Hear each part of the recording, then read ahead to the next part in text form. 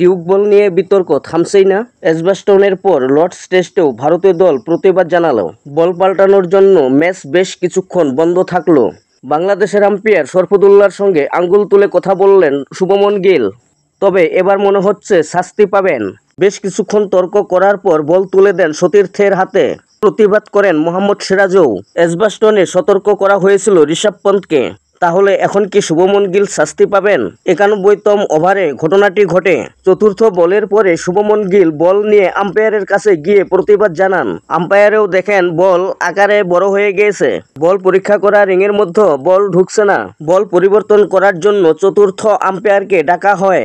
মাঠের আম্পায়াররা যে বল বেছে দেন সেটি দেখে মোটেই 10 ওভার পুরনো বল বলে মনে হচ্ছিল না। সেই বলটি 10 ওভারের থেকে বেশি পুরনো বল বলে মনে হচ্ছিল। মোহাম্মদ সিরাজ সেই বল হাতে নিয়ে এসে মোহাম্মদুল্লাহকে বলেন, এটা কি 10 ওভার পুরনো বল বলে মনে হচ্ছে? আম্পায়ার শরফুদ্দুল্লাহ বলেন, সত্যি সত্যি এটা 10 ওভার পুরনো বল।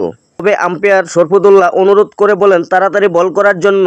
যখন মোহাম্মদ সিরাজ রান আপ শুরু করতে যাবেন এমন সময় আকাশদীপ এগিয়ে এসে আবার বলেন বলটাকে পালিশ দেখান। সিরাজ ফের আম্পায়ারের কাছে গিয়ে আবেদন করেন বল বদলিয়ে দেওয়ার জন্য। তবে সেই বল আর বদলানো হয়নি। অনিচ্ছা সত্ত্বেও এখন ভারতকে সেই বল দিয়ে খেলতে হচ্ছে। উল্লেখ্য যে এজবাস্টনের টেস্টের পর শুভমন বলেছিলেন বোলারদের জন্য কাজটা খুবই কঠিন হয়ে যাচ্ছে।